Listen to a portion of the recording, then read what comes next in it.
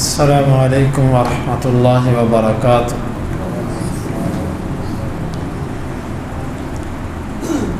سورۃ البقرہ آیت نمبر 179۔ اعوذ باللہ السمیع العلیم من الشیطان الرجیم من ہمزہ ونفخہ ونفثہ۔ گزشتہ آیت مبارکہ میں اللہ تعالیٰ نے ہمارے اوپر ایک احسان کا ذکر کیا۔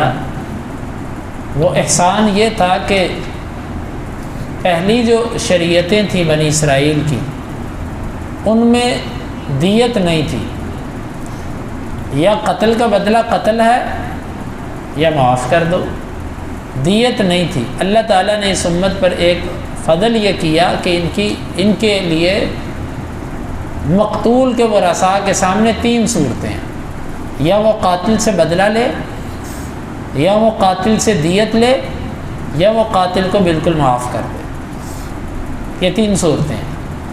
تو یہ اللہ تعالیٰ کا فضل ہے اس امت پر۔ اس آیت مبارکہ کی روشنی میں کچھ فقہی مسائل ہیں جو کچھ کل بیان ہوئے، آج ان کو دوبارہ ایک دفعہ میں اختصار کے ساتھ بیان کر دیتا ہوں۔ پہلا مسئلہ یہ ہے کہ اگر آزاد انسان کسی غلام کو قتل کر دے، یا غلام کسی آزاد کو قتل کر دے، اس کے بدلے میں تو اسے قتل کیا جائے گا۔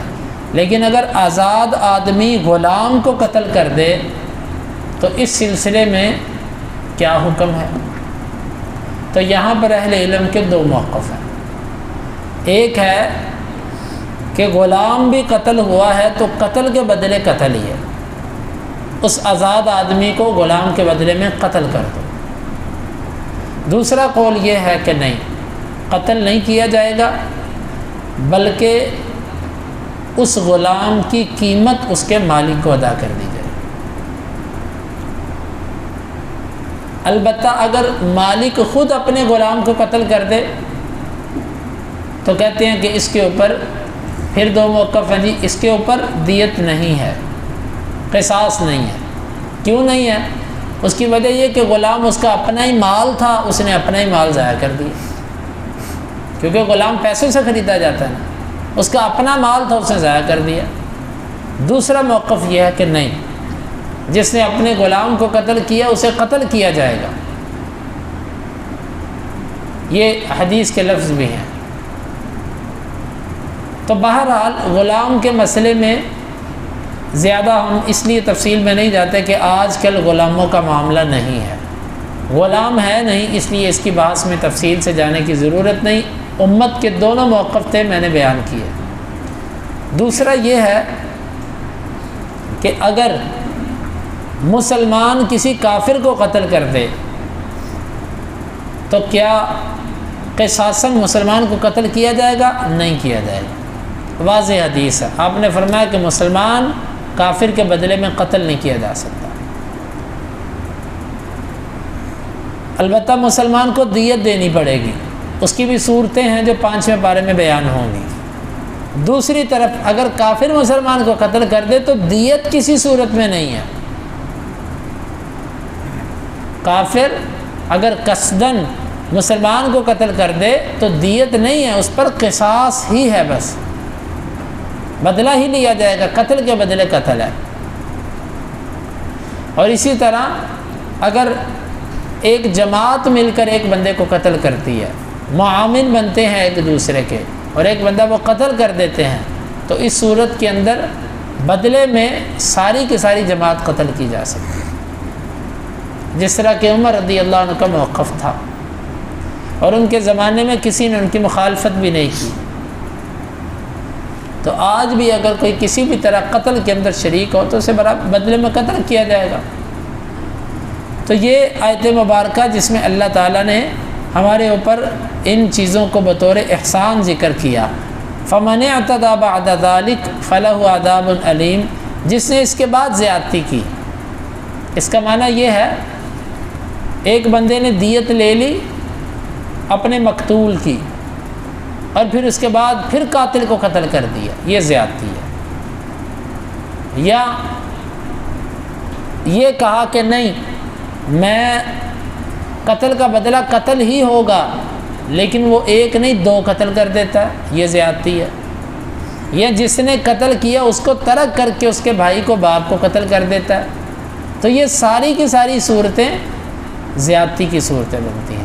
اللہ تعالیٰ فرماتا ہے کہ اس کے بعد جس نے زیادتی کی تو اس کے لیے دردناک عذاب۔ پھر آگے قرآن مجید کی جو آیت ہے یہ اتنی بلیغ ہے کہ جو بلاغت کے ماہرین ہیں وہ حیران ہیں کہ قرآن نے کیسے اتنے بڑے موضوع کو چند کلمات کے اندر بند کر دیا۔ وَلَكُمْ فِي الْقِصَاصِ حَيَاتٌ، تمہارے لیے قصاص میں زندگی ہے۔ اللہ نے بدلہ لینے کو زندگی کہا۔ سوال یہ پیدا ہوتا ہے بدلہ لینے سے تو بندہ مر گیا، تو زندگی کہاں سے آئی؟ تو اس کا جواب یہ ہے کہ اللہ تعالیٰ نے اس کو زندگی اس لیے کہا کہ جب ایک قاتل کو پتہ ہوگا نا کہ میں نے بھی بدلے میں قتل ہی ہونا ہے، تو وہ پھر قتل کرنے سے بھی بچے گا۔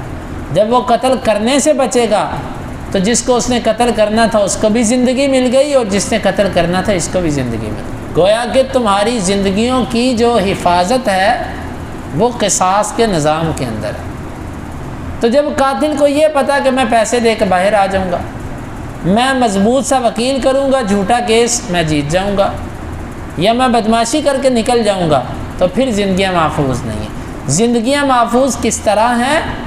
قصاص کے ساتھ، کہ جب پتہ ہوگا کہ امیر ہے کہ غریب ہے، طاقتور ہے کہ کمزور ہے، کسی بھی طرح اس کا بدلہ قصاص ہی ہے، پھر وہ اپنے ہاتھ کو روک کے رکھے گا، اسے پتہ ہے بھائی معافی نہیں ہے کسی بھی طرح۔ وَلَكُمْ فِي الْقِصَاصِ حَيَاتٌ، تمہارے لیے قصاص کے اندر زندگی ہے، یا اولی الالباب، اے عقلوں والو۔ اشارہ اس بات کی طرف کیا کہ جو عقل والے ہیں جب وہ یہ بات سوچیں گے نا کہ میں بدلے میں قتل ہو سکتا ہوں، تو وہ پھر قتل سے رک جائیں گے، کیونکہ عقل ہے، عقل ان کو رہنمائی کرتی ہے کہ اس کام سے بچو۔ لعلکم تتقون، تاکہ تم بچ جاؤ، کس سے؟ اللہ کی مخالفت سے، ایک دوسرے کو قتل کرنے سے، اور خاندانی دشمنیوں کے چل جانے سے، یعنی کہ سب جو ممنوع چیزیں ہیں اس سے تم بچ جاؤ۔ یہ ہے آیت مبارکہ۔ اللہ رب العالمین سے دعا ہے اللہ تعالی ہمیں اس کو سمجھنے کی اور عمل کی توفیق عطا فرمائے۔